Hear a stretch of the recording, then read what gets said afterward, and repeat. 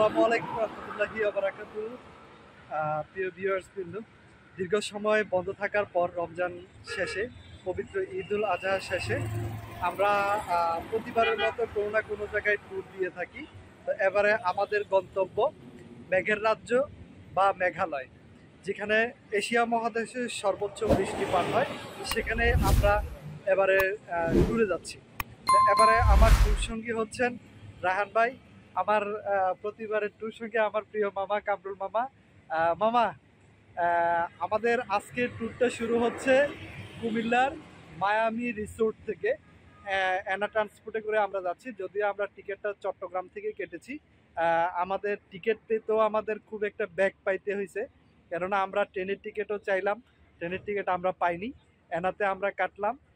তাও আমাদের খুব লাস্টে সিট পড়লো, কেননা ঈদের সময় সাথে সাথে অনেকগুলো টিকিট কাটা হয়ে যায়। তো প্রথম দিকে একটা টিকিট নিয়ে সমস্যা নিয়ে আমাদের ট্যুরটা শুরু হচ্ছে। কেমন মনে হচ্ছে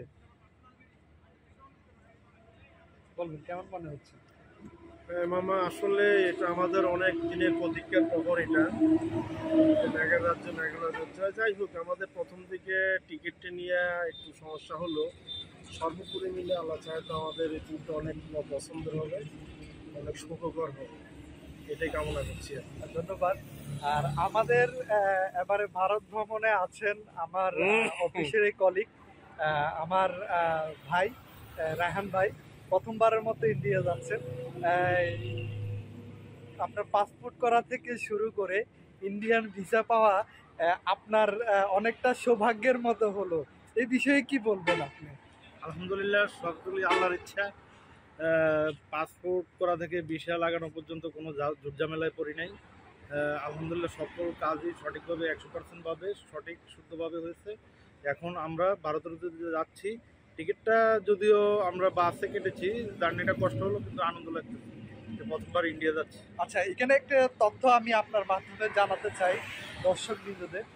এখন আমাদের পাসপোর্টটা করা যায় অনলাইনের মাধ্যমে আবেদন করেই।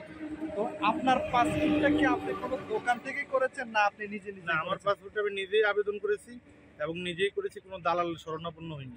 আপনার অনলাইনের ফি দিয়েই তো আপনি করেছেন, এর চেয়ে বেশি ফি তো আপনার লাগেনি। অনলি ব্যাংক ড্রাফটটাই লেগেছে, আর পুলিশ ক্লিয়ারেন্সেও কোনো ঝামেলা হয়নি।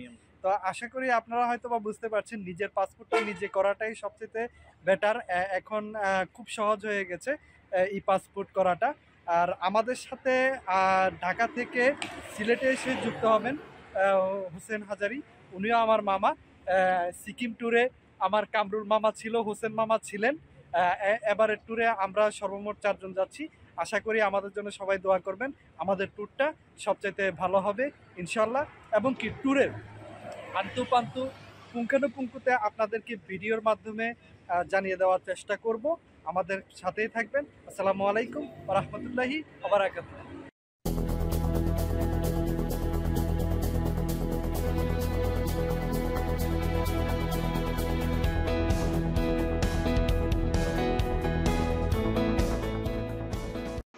ঢাকা চট্টগ্রাম মহাসড়কের মধ্যবর্তী স্থল কুমিল্লা। এই মায়ামি রিসোর্টেই চট্টগ্রাম থেকে ছেড়ে আসা সিলেটের উদ্দেশ্যে অ্যানা পরিবহন সহ বেশ কিছু পরিবহন এই মায়ামি রিসোর্টেই বিরতি দেয়। আমরা যেহেতু কুমিল্লা থেকে যাত্রা শুরু করছি, সেজন্য আমরা অ্যানা ট্রান্সপোর্টের জন্য মায়ামি রিসোর্ট কুমিল্লাতে অবস্থান করছি। আমাদের যাত্রা শুরু হচ্ছে কুমিল্লার মায়ামি রিসোর্ট থেকে।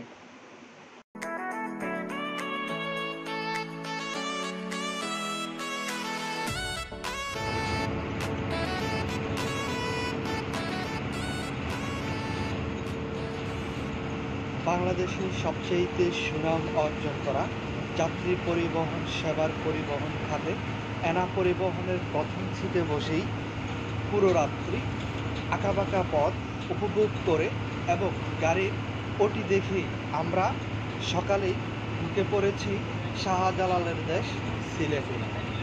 সবাইকে সিলেটে সুস্বাগতম।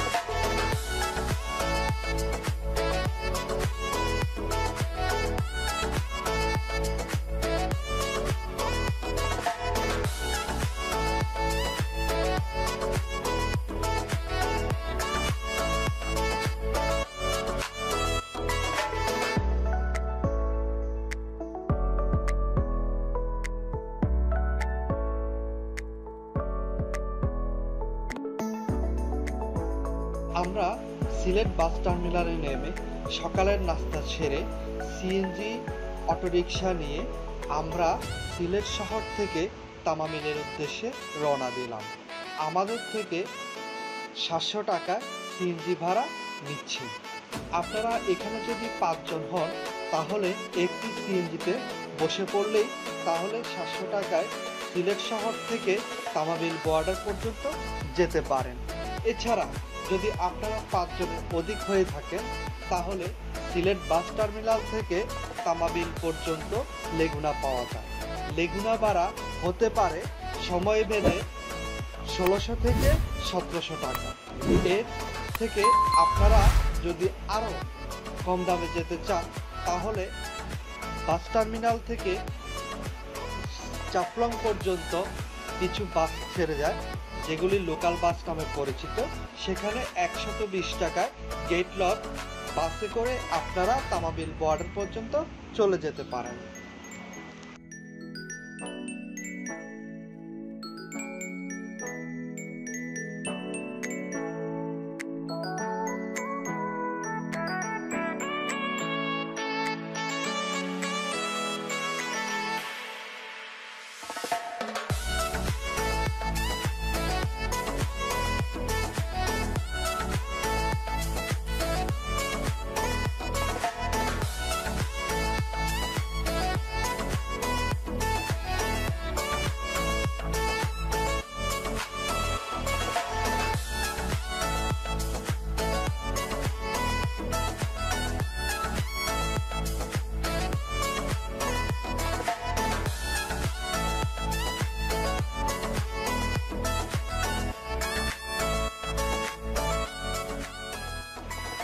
আমরা অবশেষে ভারত বাংলাদেশের ইমিগ্রেশন শেষ করে আমরা বর্তমানে ঢুকে পড়েছি ভারত অংশে। সবাইকে ভারতে সুস্বাগতম। আসসালামু আলাইকুম ওয়া রাহমাতুল্লাহি ওয়া বারাকাতুহু। আজকে আমরা সিলেটের চাপলংয়ের এরিয়াতে ইন্ডিয়ার অংশে আছি। প্রতিটা সময় আমরা বাংলাদেশ থেকে ভারতের এই অংশটা দেখি। আজ আমরা ভারত থেকে বাংলাদেশের অংশটি দেখছি। সবাই এখানে খুব উৎসুক জনতা এখানে। আমরা বাঙালিরা যখন সিলেটের চাপলংয়ে ঘুরতে আসি তখন আমাদের মাঝে একটি কৌতূহল জাগে যে চাপলংয়ের ওই পাশটায় কি আছে। আজ আমরা সেই অংশেই দাঁড়িয়ে আছি। সে অংশ থেকেই ভারতের অংশে ভিডিও করছি। আসলে কি আছে সে অংশে আজকে আপনাদেরকে সে কিছুই দেখানোর চেষ্টা করব।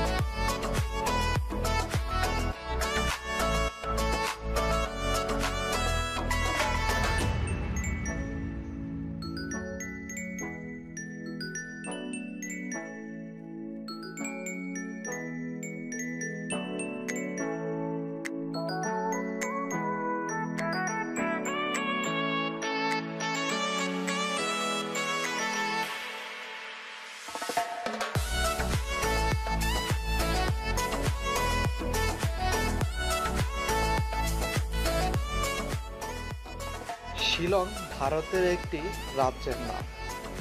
এশিয়া মহাদেশের সবচেয়ে বৃষ্টিপাতের এলাকার অন্যতম একটি হচ্ছে শিলং এবং চেরাপুঞ্জি। বাংলাদেশ থেকে খুব কাছে হওয়ায় শিলং এবং চেরাপুঞ্জিতে বেশি পর্যটকের আনাগোনা যেখানে থাকে সেখানে ৮০% বাংলাদেশি পর্যটক। এই বাংলাদেশি পর্যটক যারা শিলংয়ে এবং চেরাপুঞ্জিতে ভ্রমণ করতে যায় তাদের প্রথমেই একটি জিনিস মাথায় থাকে যে আমরা মার্কেটিং কোথায় করব। বাংলাদেশিদের জন্য সবচাইতে খুব কাছে পুলিশ বাজার শিলংয়ের। ফুটপাতে আমাদের বাংলাদেশের মতোই আনাচে কোনাচে অলিতে গলিতে অনেক নিত্য প্রয়োজনীয় জিনিস বিক্রি হয়। এছাড়াও এখানে রয়েছে বিভিন্ন ধরনের সুপার মল, যেমন বিগ বাজার, স্মার্ট বাজার, বিশাল মেগা মার্ট থেকে শুরু করে বিশাল বিশাল স্মার্ট বাজার ওখানে রয়েছে। এখানে অনেক ধরনের বাচ্চাদের, বড়দের এবং নিত্য প্রয়োজনীয় রান্না বান্না থেকে শুরু করে সকল জিনিসের আনাগোনা ওখানে রয়েছে। যারা বাংলাদেশিরা শিলং যাবে মার্কেটিং করার জন্য এতটা চিন্তা করতে হবে না। এখানে আশেপাশে হাতের নাগালেই সস্তার মধ্যে অনেক ধরনের মার্কেট রয়েছে।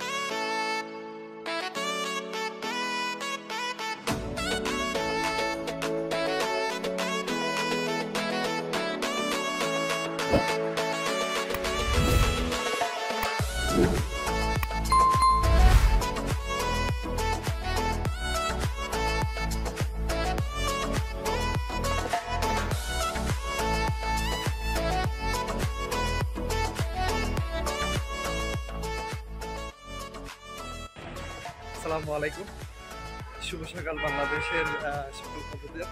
তবে আমাদের সকালটা শুরু হয়েছে শিলংয়ের, মেঘালয়ের রাজ্যের শিলং থেকে। আমরা দ্বিতীয় দিনের মতো আছি শিলং। শিলং শহরে সকালবেলা যখন অফিস শুরু হয় তখন যে জ্যামটা শুরু হয় সেই জ্যামেরই একটি অংশ। আমরা গতকালকে ডাউকি হয়ে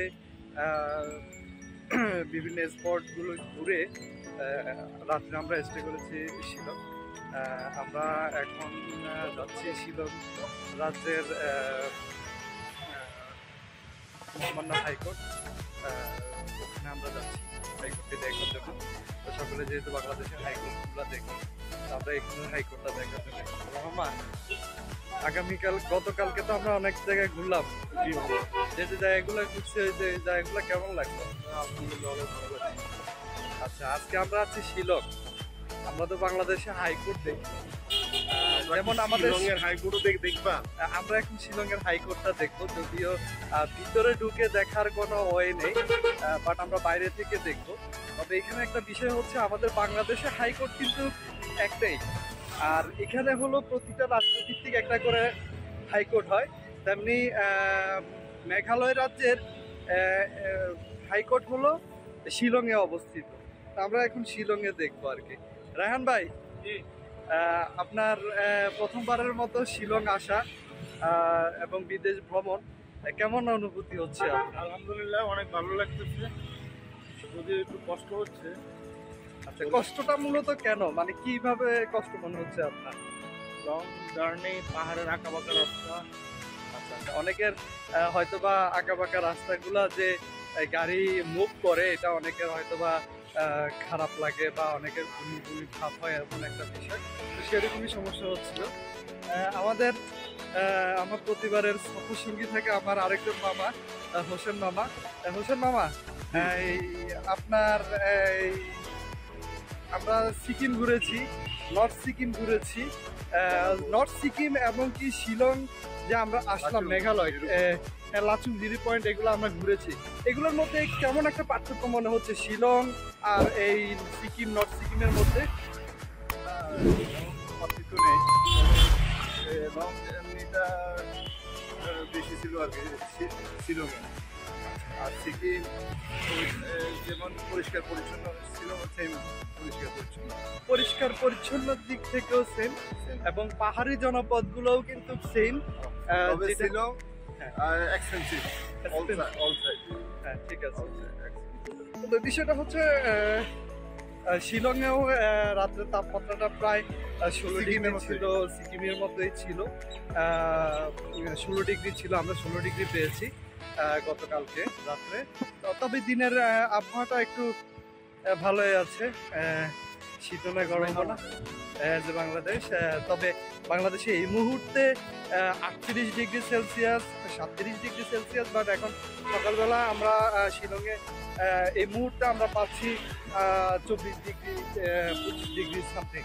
তো বিষয়টা হচ্ছে আবহাওয়ার দিক থেকে, চলাফেরার দিক থেকে খুব ভালো একটা এরিয়া, পরিবেশ, পরিষ্কার পরিচ্ছন্ন দিক থেকে ভালো একটা পরিবেশ। তো আসলে বাংলাদেশ থেকে খুব কম খরচে যদি আপনারা বিদেশ ভ্রমণ করতে চান, মেঘালয়ের বিকল্প কিছু নেই।